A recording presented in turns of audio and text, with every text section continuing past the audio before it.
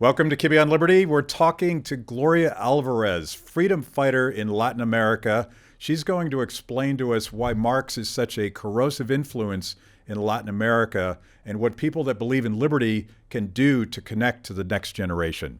Check it out.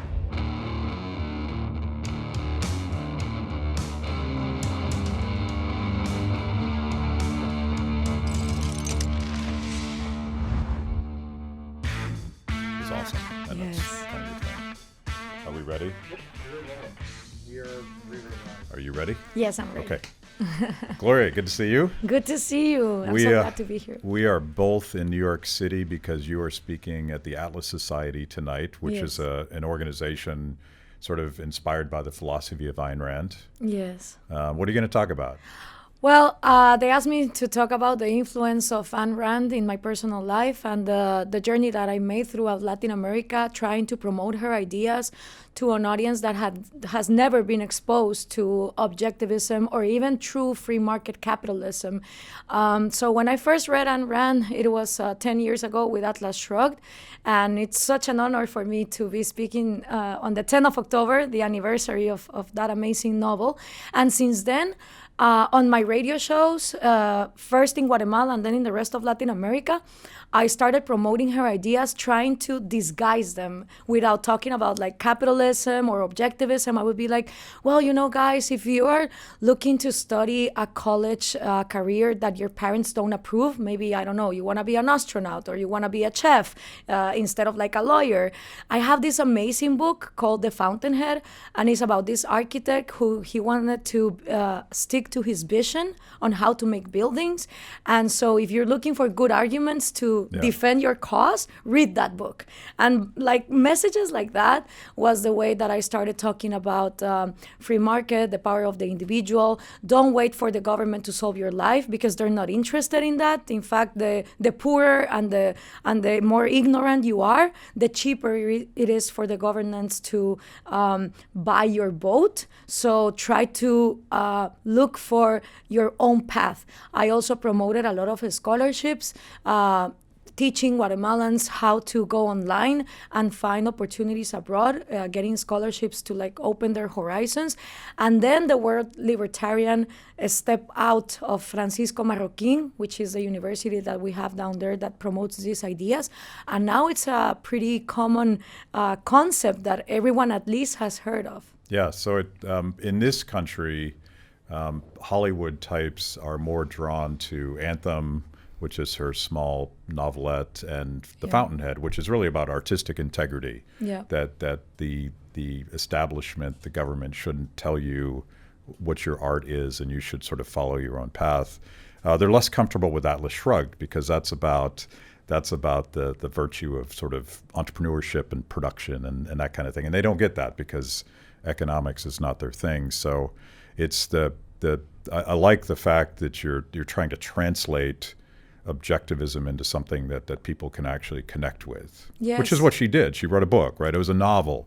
It was a whodunit. It wasn't until later when she sort of wrote these philosophical tomes that are more for a niche market, like people that really want to dig deep. Yeah, for me, it was very transformative because when I studied in Marroquin, you have to have economic classes and Mises philosophy, Hayek philosophy. So I already have read Milton Friedman and Bastiat and public choice theory. But when I read Atlas Shrugged, I was like, my God, this woman, she integrated everything.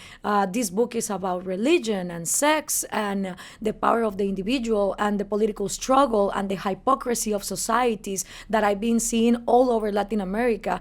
Businessmen that behave with their countries in a way that they wouldn't even behave with their own companies. They finance the political campaigns of people that they wouldn't hire to be their managers in their business. Yeah. So everything, it's reflected there. And also in my personal background, my grandparents and my dad is from Cuba, and my other grandfather was from Hungary. So everything that I read about communism in that novel was also the same things that my grandparents taught me about of the former Soviet Union and Cuba, which is now what is happening in Venezuela. So people are like, oh my God, you're so bright at understanding this reality. And I'm like, it's not that I'm so bright. It's that if you look at history, you understand that it's always the same formula.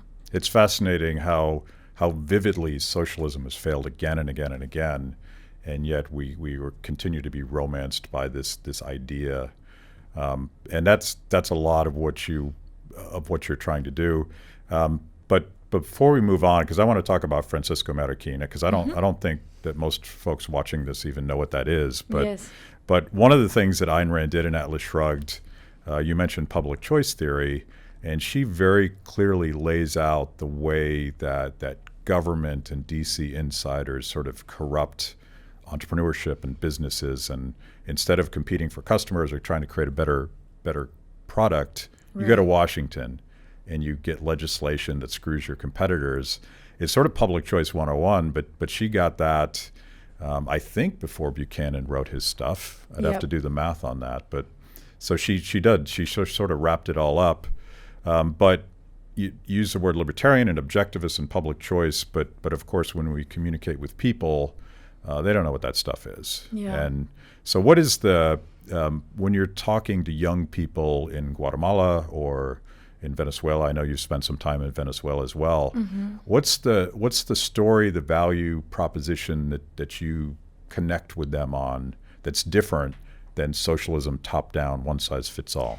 Well, I go to the psychology and the self-esteem because what I found doing radio and being in contact with young people is that the root of the problem is that young people in Latin America are taught since they're little kids to be victims. You are always the victim of the gringos who have always invaded us and dictate our public policy, or we are the victims of the Spanish Conquista, which happened 500 years ago, or we are the victims of the oligarchs. It's always someone else to blame. And also we have the component of Catholicism. Catholicism embraces poverty as a virtue in itself. So if you are poor, it's okay because your house in the heavens in the next life is going to be bigger, is going to be better. Whereas if you're rich or if you're wealthy, that gets condemned. And that is embedded in our psychology. So if you don't change that and you go straight to talk about economics, they're not going to care about it. You first have to go to the core of the self-esteem of why you as an individual matter, why your dreams matter, and actually why the best thing that you can have for your society is being a productive human being. Because if you're a parasite and your society is full of people who are always looting from the rest, then your society is not going to progress. So I also did a lot of work on that, on self-esteem, on domestic abuse, on don't quiet your questions about life, like try to express yourself, try to be very curious and read, and that's what works.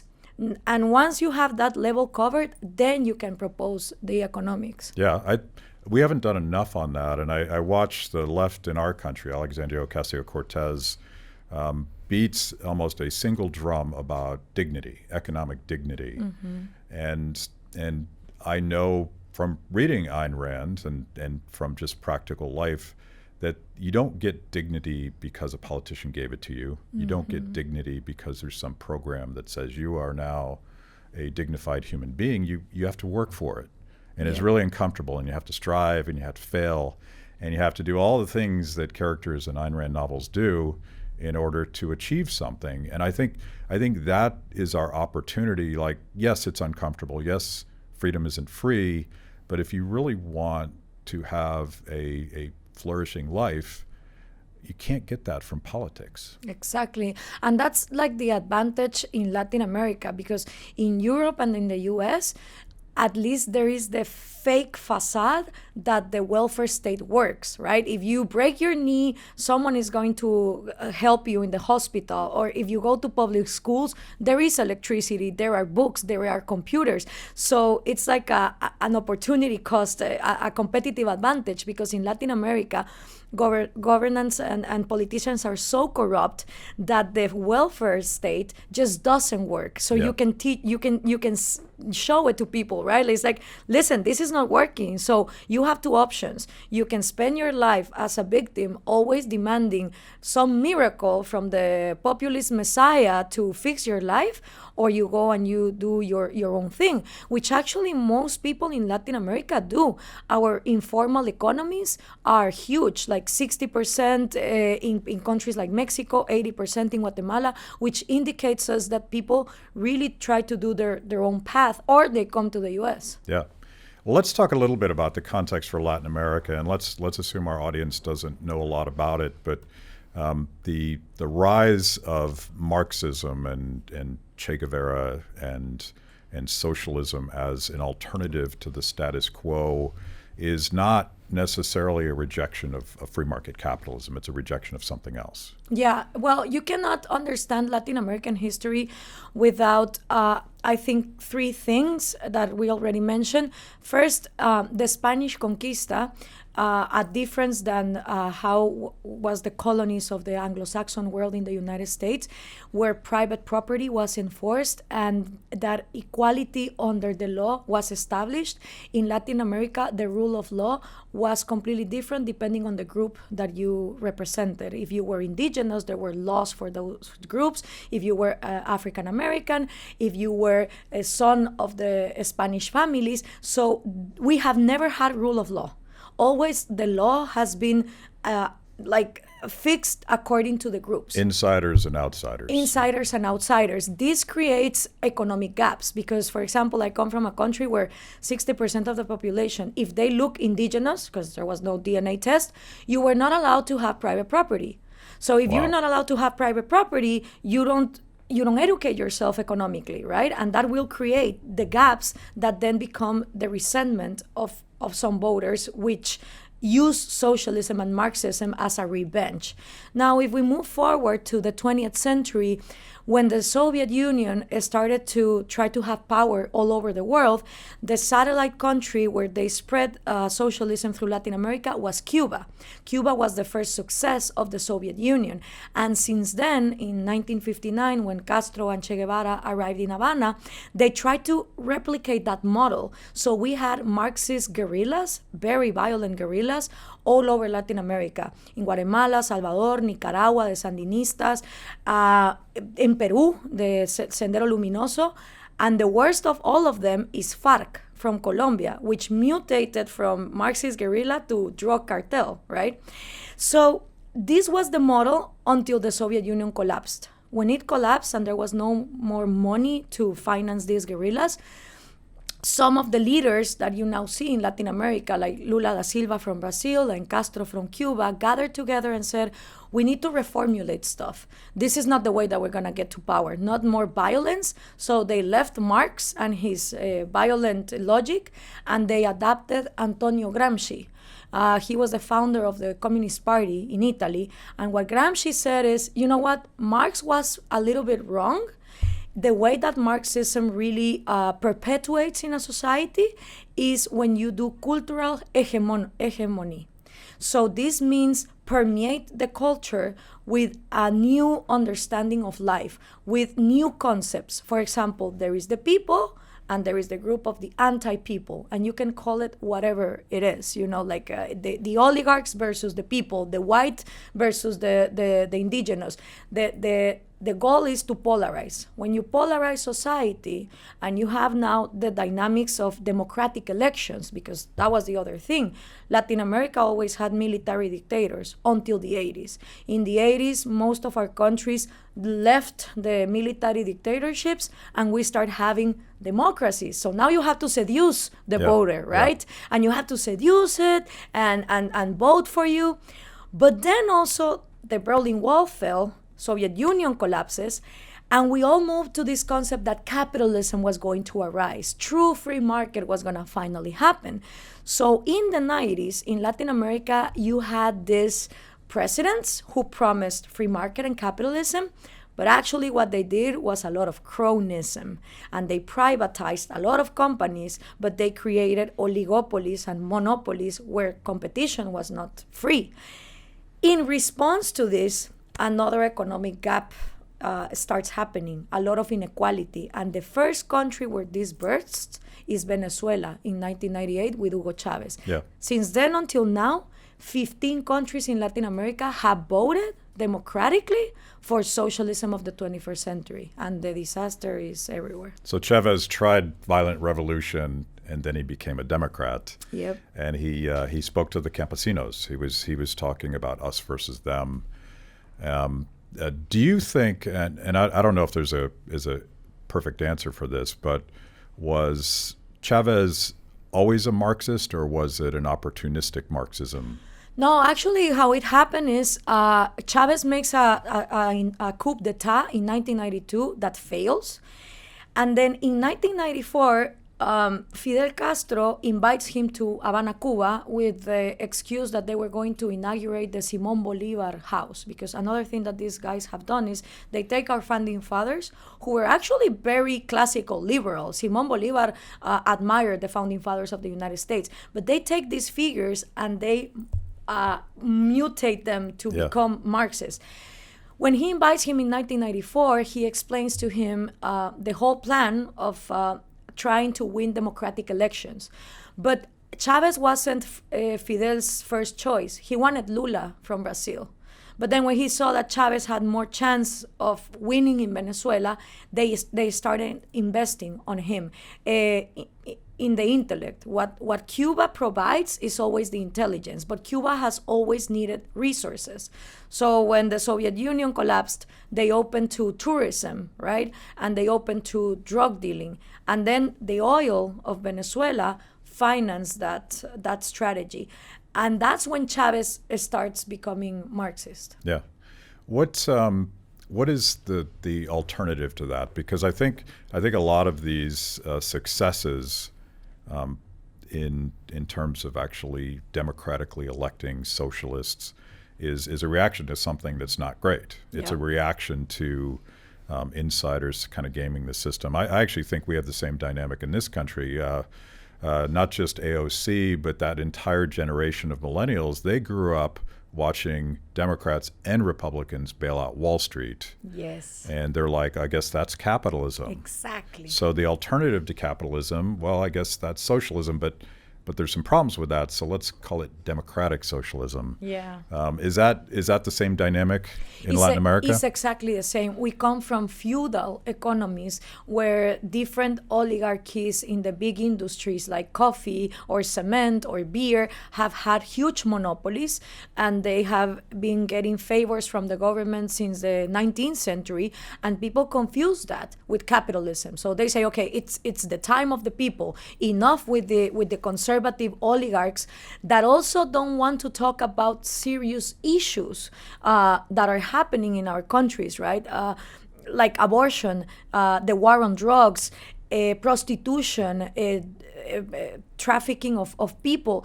These issues, the conservatives have for decades ignored, and they think that if they just shove it down like a big carpet, it's gonna disappear. So the left takes this new brands of, if you are gay, come with us. If you worry about the environment, come with us. If you want to legalize marijuana so you can smoke pot, come with us. And all these flags makes socialism attractive to millennials. So you're like stuck in two extremes that at the end benefit from each other because socialists hate free market, and because of the lack of free market, these oligarchies can be in power forever. So it's like two aspects of the same extreme, and that's why the libertarian proposal and the objectivist philosophy can do a lot to offer. That's why I wrote 2 books, like How to Talk to a Progressive and How to Talk to a Conservative, in the sense of saying, listen, this is the libertarian offer. Neither the socialists, neither the conservatives are talking about these proposals. Yeah. So you went to Venezuela, and that's not a safe thing to do. What year was that? 2015. 2015. Yes. So things were already falling apart. Oh, yes. Tell me what you saw on the ground. Well, in the moment that I arrived, the first facade that I saw in the airport was the duty-free. they keep having all these big brands posters like Chanel and Givenchy and the models. And when you look from afar, the duty free, you see it like it's full. But when you come close, it's all filled with these like little shampoo bottles that you would see in hotels. Yeah. There are no brands. There's nothing. It's like they just fill it. So it looks like something is there. I came out of the airport and a van with no plaques and completely dark glasses started following me. I learned that was the SEBIN, which is like the KGB of Venezuela. They followed me everywhere.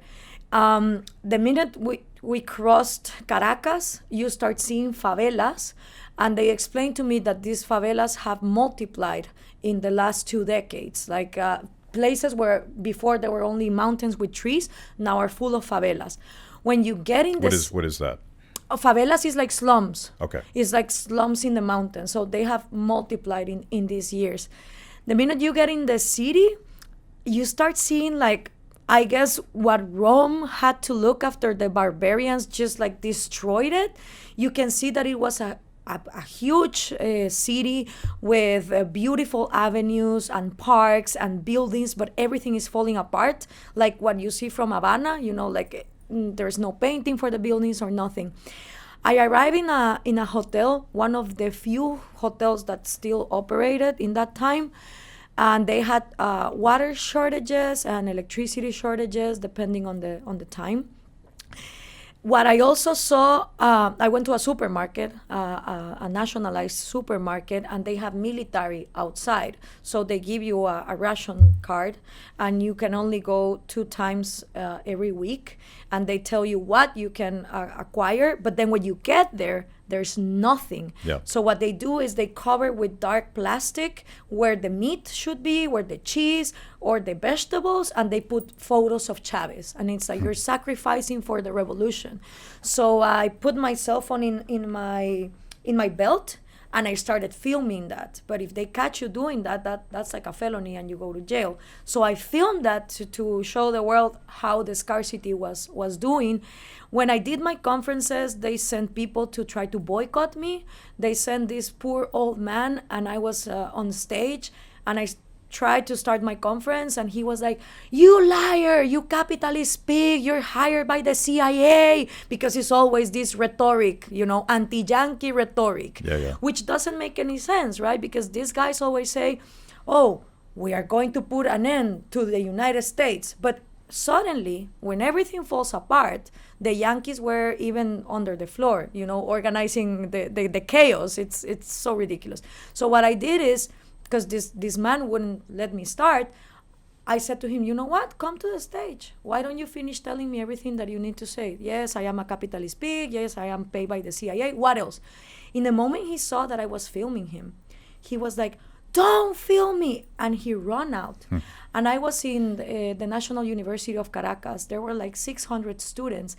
And also what I saw there is how they condition you not by force but by fear, because it was one of him and it was 600 of them, and all of them were like this until the moment that I filmed the guy and he left the room. 600 voices like finally stood up and they were like, "Yeah," and I was like, "Guys, never forget that you are more than they are." So it reminded me of 1984, of Animal Farm, like you see it. It reminded me of everything my grandparents had told me, like I was seeing it in my eyes for the first time. When I moved from Venezuela and I went to Bogota, I arrived in the Bogota airport and it was like visiting another galaxy. It's like in Star Wars when you go to a really poor planet and then in the next minute you are in a very rich planet. And when I arrived in Bogota, I started crying and I said to people, "You have no idea what's going on over there." And the desperation, conferences that I did in places like this would get packed with young people, and they were like, "No one tells us these ideas," because even the opposition is socialist. Yeah. They're like vegetarian socialists, but they're socialists still. So I had conferences where people would step outside and be going on the glass like this, and the people that were organizing were like, "Gloria, there are people outside that are like this," and we're like, "Do you want to come in?" And they're like, No, that's okay. I just want to listen to her." Never in my life I had seen such a desperation for the message of freedom. And when you go to other countries in Latin America that are not in that situation, young people don't care. You know, there's a couple themes there that I think hopefully resonate with people that are flirting with socialism, and one is the fear of not just speaking but thinking something other than what the state expects you to think. And there's famous examples in history where you had to when Stalin was in the room, the first person to stop clapping was going to go to jail. Yeah. And certainly Americans, but I think young people generally can't even conceive of such a world where speech itself and just thinking for yourself is not only illegal but punishable potentially by death. Yeah. And that's very 1984ish, and I don't think people buy that, but real stories where it actually happens. The other thing, and this is very much, you mentioned this, food is a weapon in Venezuela. The government uses it to keep people in line, and party loyalists get what little food there is, and everyone else starves. Yeah. Maduro says, well, maybe you should eat your pet. Yeah. And that stuff, I mean, that has nothing to do with economics. These are basic human values that socialist systems just don't care. You don't matter in a socialist system. You never will. You only matter if you are a tool to the system. Otherwise, if you die, it's okay. Yeah. Yeah. So we've name dropped University Francisco Marroquin several Yes. times, and we're talking about Latin American culture that is very much down with socialism. How does explain what it is? And this is where you learned free market ideas, right? Yeah. So an engineer from Guatemala, Manuel Ayao, in the 70s, he was like thinking, why is Guatemala poor?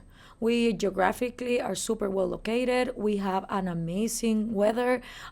We produce a lot of wealth. And there were other places like Taiwan and Hong Kong, similar to Guatemala, that were starting to strive. So in his search as an engineer of logical answers, he stumbles upon Leonard Reed's I-Pencil. And he starts getting in contact with Foundation of Economic Education. Then he starts reading Austrian economics. Then he finds Ayn Rand, like in this whole process. And he decides, all right, how can I make these ideas really flourish in Guatemala? He considered making a political party, but then he said, who's going to vote for this? No one knows these ideas. Then he said, let's make a newspaper. But who's going to read it? Only the people that already know about these things. It's going to be like preaching to the choir. So he decided to make a university. And he rescued the name of one of the bishops, Francisco Marroquin, who established the first university of Guatemala, San Carlos, which was the state monopoly until the 1960s. And this university became Marxist. It was the university where, all the guerrilla would form and stuff. So he decided to rescue that name, and he took the color red, like to say, I'm gonna even take that from them. And what I really admire about Manuel Ayao is that all the different branches that fight for liberty are well represented in this university. So you have the Milton Friedman Auditorium, the Ludwig von Mises Library, the Atlas Shrugged Monument, the Bastiat Corridor. Because what he wanted was, okay, yes, there's differences in between all these movements, but they all have in common the respect for the individual. And so the mission of this university is to educate people in the ethical, economic, and social principles of a free society where individuals are responsible of their own lives. So it doesn't matter what you study. You can study medicine, architecture, or international affairs, as I did. You have like these mandatory courses of economic process, Hayek philosophy, Mises philosophy, public choice in my case, law and economics. When I chose this university, I had no idea. Because in Guatemala, Francisco Marroquin is not appreciated as the unique jewel it is, It's just one other university. I chose it because it was the only one that offered the career that I wanted to study. And then when I was there, I was actually quite skeptical when they started, shoving free market in my face. I was like very ironic at first. And I was like, oh yeah, you know what, I'm going to put a drugstore. And my professor of economics was like, why a drugstore? And I'm like, yeah, that's what I'm going to do in life. I'm going to put a drugstore, and every time someone comes in with like a sickness or a worry, I'm going to give them a little paper. And he was like, why a little paper? And it's like, yeah, when they open it, it's going to be like, don't you worry, the free market cures everything. He's like, Gloria, my God. And I was like, but for you guys, it's like that? He's like, oh, magically, the free market is going to cure the inequalities. So I was very skeptical. It was like, okay, the free market, but why? Which I think was also the path of Rand. And she criticized libertarians, which I consider myself one, because of that, right? She was like, they don't go deep enough into the philosophy. So I needed that explanation. But then when you go to the other side, and you see what totalitarian regimes do, you also understand that that's not the way. So along the years and reading Rand, and also I studied in Europe and watched that socialist pantomima kind of working but not, then I was like, yeah, the free market is what really gives everyone the chance of at least try. It's really an amazing place. And I've been there maybe a dozen times, and there's nothing else like it in the world. Right. Yeah. You have the Mises Library and the Hayek Auditorium, and my favorite is the massive brass statue of Atlas holding up the globe.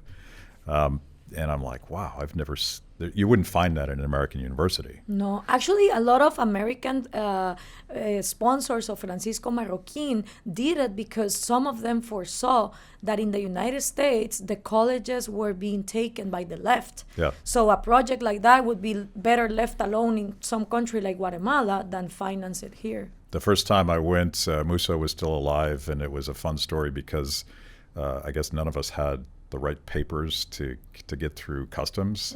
So he smuggled us through.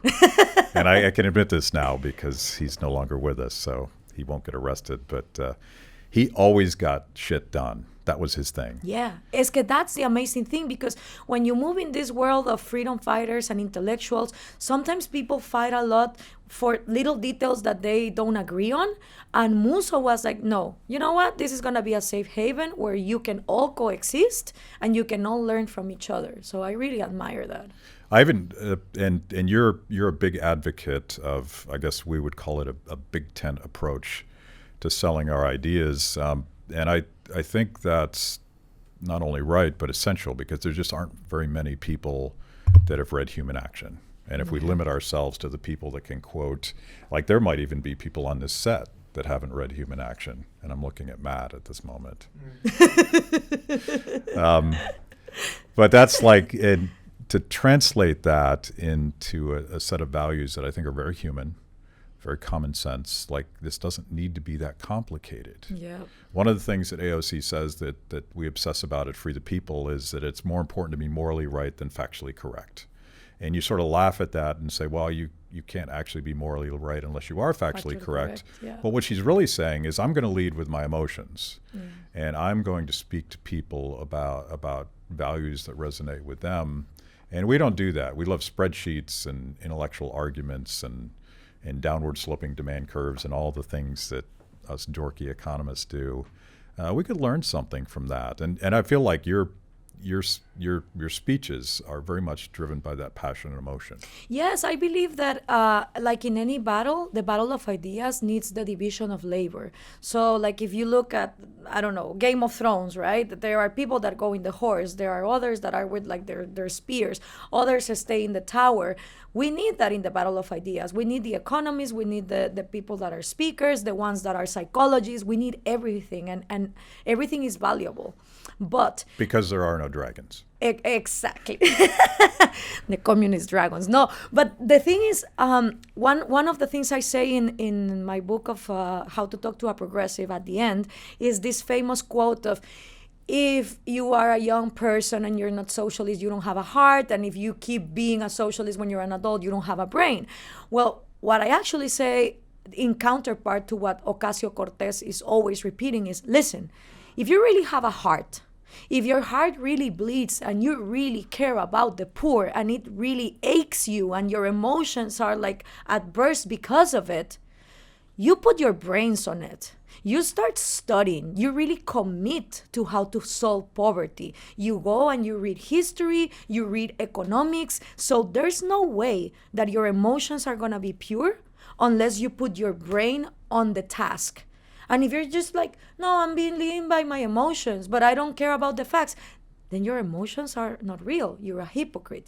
If you attack them on that sense, it's very effective.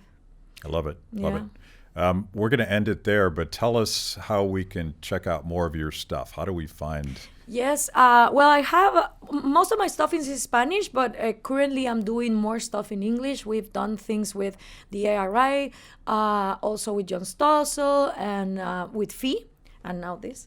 But I'm in social media, Facebook, Twitter, Instagram, like Gloria Alvarez, and there you can check my work, where do I do presentations and all of that. Awesome. See you tonight. Thank you so much.